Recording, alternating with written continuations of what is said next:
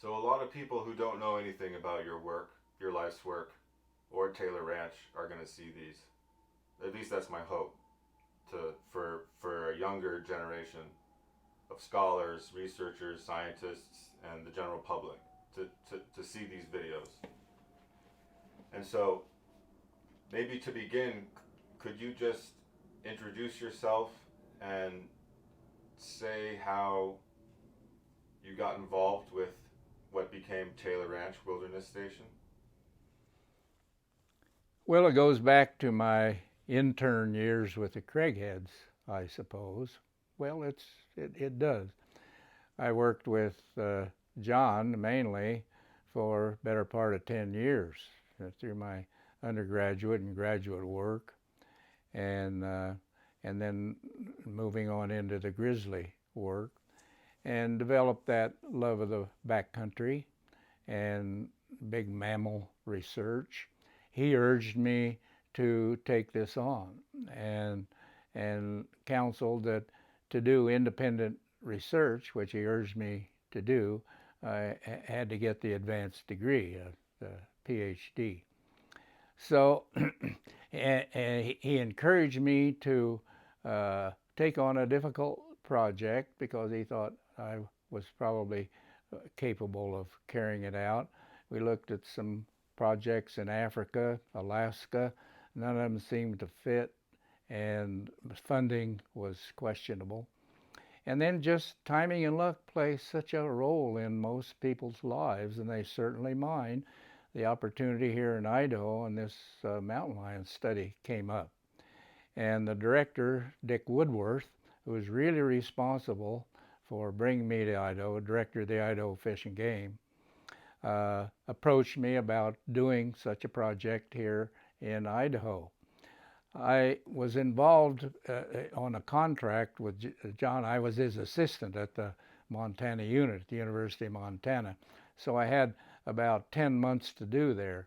So I did a exploratory study out of Missoula just to develop techniques, and we captured 14 lions, and no one had ever done this before, drugging them in trees and taking them out and marking them individually. Well, 9 of those 14 were killed by hunters before the end of winter. So anything in Montana would have been impossible to do to retain a steady population. So we worked out a long-term contract deal with Dick Woodworth and the Idaho Fish and Game Department, and I hired Wilbur Wiles, who became more like a brother than an assistant or companion, and I give him tremendous amount of credit for any success we had. He knew the country, and he suggested Big Creek was probably the best place to do it. Lions were vermin in those days. Anybody could hunt them and did kill them any time of the year. But Big Creek was isolated. There was only, you had to fly in there in winter, and not everyone could afford that. Not everyone could do the rigorous hiking in that country for winter hunting. So that was, in the early years, our security. As the project went on and it became obvious it was going to be successful, I thought more and more of long-term wilderness research. A woods hole of wilderness research is what I really dreamed of. And the opportunities there. This is the biggest roadless landmass in the United States. The Frank Church Wilderness, it was the Idaho Primitive Area in those days, and the Selway Bitterroot Wilderness to the north. And the wisdom of a committee back in 1932 to set that aside as a primitive area as watershed. The governor appointed a committee of cross-section business people, ecologists, farmers, lawyers, and they decided the best use of that was probably leave it as it is for irrigation and water supplies, watershed. What wisdom. And because timber resources weren't economically viable, miners had combed the country from the settlement of the West, and nothing big had emerged. What had already been pretty much taken out. So they said, leave it alone, just as it is, roadless. So that was a stroke of near genius in those days. Now, of course, with wilderness, it's secure. But the idea of a wilderness research, Leopold put it so well, that wilderness has maintained itself for centuries without our help, without our manipulation. It's a great opportunity to study how healthy land can maintain itself, replace soil faster than it's taken away, on, and measure that against our activities outside wilderness, what we're doing to change landscapes and how we can prevent disaster by looking to wilderness and what it does to maintain itself over centuries. So I thought a unique situation. Montana had what they called a wilderness research station, but it's on paper alone. And this could be, I argued, tangible evidence, the purchase of this property, tangible evidence of the University of Idaho's interest, true interest in wilderness research and preservation. That was the aim. And did you broker that deal with the Taylors? Yeah. He had sold it twice and taken earnest money, and they didn't come through with the money. It was on the market for $100,000. And I steered a couple of people I thought who might maintain it well from my experience with the Craigheads, people who really loved the land and would take care of it. And they saw it as too costly. And so then this idea, Jess Taylor was not a conservationist. He had battled the wilderness, he hated predators, he shot eagles and coyotes and anything else he thought that threatened things. He was not a conservationist, and so I was a little apprehensive and a little reluctant to approach him with such an idea. But he wanted to sell it, he wanted the money, and he agreed. And I have a letter, the original letter that I wrote him outlining the what I would view a vision of a research center there administered by the university. So he agreed to that. So I went to Moscow, and Ernie Hartung was not in at the time, but I met with Ken Dick, the financial vice president. He really liked the idea, and he carried it to President Hartung, and I guess you could say the rest is history. What was your vision for Taylor? A woods hole west, an Oregon State Marine Biology Lab, Santa Cruz Marine Lab, independent but affiliated. I helped set one up, a quail research center in Texas, Rolling Plains Quail Research Foundation in West Texas. And independent foundation, but affiliated with Texas A&M, functioning beautifully. Tall Timbers Quail Research Center in Alabama, or Tennessee rather, same. Tremendously successful. Ducks Unlimited is a little different. It's more of a public relations group and all, but does a tremendous amount of good. I could see this for wilderness and wilderness species. And again, it's not just about a given species, a mountain lion, but multiple research. The biggest watershed in the United States, single roadless watershed. Water is soon to become more precious, it is in many other parts of the world, more precious than gold or oil. And here we're sitting on the biggest single watershed in the United States. We should just be pounding the drums on that for water conservation, because it's critical in a lot of parts of the world, fresh water. And here we have all these pristine streams that could support a salmon, steelhead population, the reproduction of that tremendous population. Once again, if we could get them here, because we have the spawning streams, pristine. On and on. Old mines, there are tons of old mining shafts and all. We need to be monitoring those. There's for acid waste and pollution, possible pollution from those old mines. On and on. The opportunities are endless. Fires are going to become more and more.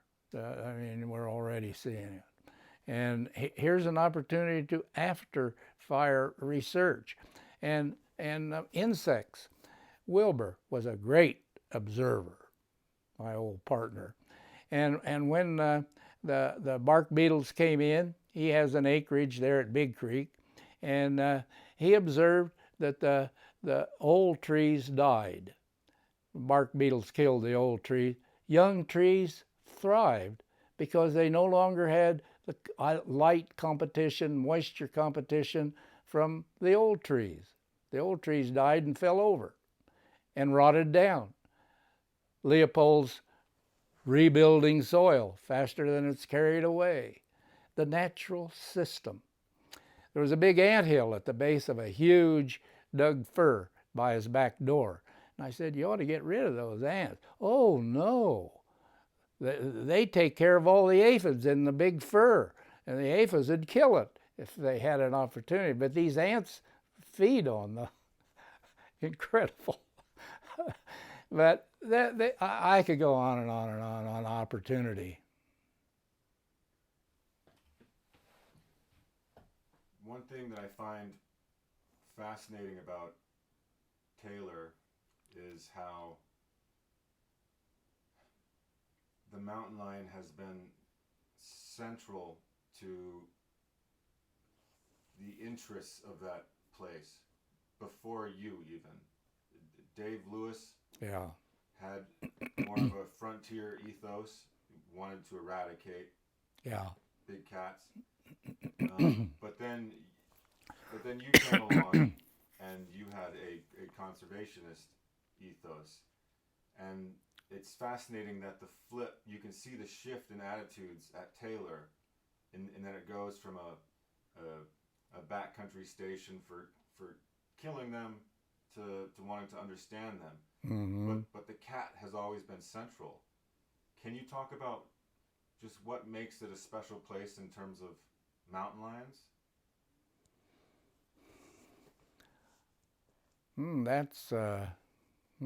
I hadn't thought of in that regard.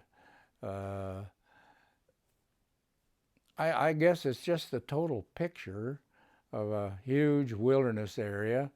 This is centrally located in that big wilderness, roadless wilderness area, accessible to humans only by air or 30 miles or more trail. And I do like to think that our work brought attention to not only the lions, but the lions placed in that environment, that they could be the spokesperson, spokes animal for wilderness. And yet they're so adaptable, they can occur anywhere. Like bald eagles are a symbol of positive things in the environment. Even though they're not nearly as majestic a bird as the golden eagle, but still, the point is there. It's like cows in India, cranes in Japan, the Siberian tiger in Siberia, was almost holy to the native people, that they felt if Amba, the tiger, population was vigorous, the forest was healthy, and they lived off the forest. From the plants, the fuel, the building materials, they depended on it. And they revered Amba, and if they, member of their culture, injured a tiger, bad things would happen. Killed or injured a tiger, bad things would happen, not just to that individual, but his culture, his people. And so the cultural is much stronger than political or even economic in many cases. And that's what we've tried to do, is to reach people to how could you possibly think of killing or harming such a beautiful animal? An animal that has useful purpose in nature. I think often humans want to be the wolf or be the cat in terms of their keystone role in regulating prey, but they often do a bad job compared to these predators. Every major work that I'm aware of that we talk about balance of nature, that's kind of a warm term, but there's truth in it. And look at the big reserves in Russia that for a couple, 3 centuries they've kept records. There are wolves and moose. The one we're working in Siberia, Sokotia Alin on the coast, they've kept records there over the years. There's a beautiful balance there. Serengeti in Africa, the prey species, the antelope, the zebra, the wildebeest, fluctuate with weather patterns, rain mainly, but the lion population fluctuates, and the leopard down here at a lower level and a lower cadence, but it remains the same. And if a predator overutilizes its prey, it suffers. And that just doesn't happen in those cases where we have long-term records and man hasn't interfered. Yellowstone's a great example, and that's in our book. How cougars have killed elk since they've been there, but there was overpopulation of elk. The wolves have really helped smooth that out. And they, just like we talked earlier, their population just zoomed way up in favor, but it's come back down. Idaho's is doing the same way. And the management agencies claim, that they're doing it with their killing, and certainly they're having an effect, but that population would have dropped back down anyway. And it's amazing. Well, I won't go there. Why not? We want to kill more wolves. Our legislature, our economy, our ranching community want to kill, and I must say a big portion of the hunting community, because they eat elk, and yet we're killing almost record numbers of elk every year. And it was interesting, 3 years ago, there were 2 groups from Salmon, Idaho, in Boise to visit with the legislature. One group said, we've got to do something about these wolves. They're just killing all our game animals. The other group said, we got to do something about these elk. They're busting all our fences down and eating all our haystacks. Logic. But there is, and it's accepted in scientific circles, that these predator-prey relationships, rarely do species who have evolved together, one disseminate the population of the other. Doesn't happen. Introduced species is different. You put rats on an island with seabirds, and the rats will overkill the seabirds. They didn't evolve together. They don't know how to respond to it. Elk in Yellowstone at first didn't know how to respond to wolves. They were sitting ducks for them, but they soon learned, changed their behavior. You used to be able to see several hundred cows and calves in the Lamar Valley this time of year. You don't do that anymore. They're smaller groups, and they're in the forest. This group of elk, permanent elk here in the Wood River Valley now. They're all up and down the valley, and a lot of people feel that they're here because of the wolves brought them down off they're safer here in the valley than they were up there. I tend to agree in part with that. We've seen the same thing in Yellowstone, and we have evidence for it. I mean, we're not just making observational decisions or conclusions. We have marked animals, and both elk and the cougars. So things change, animals adapt.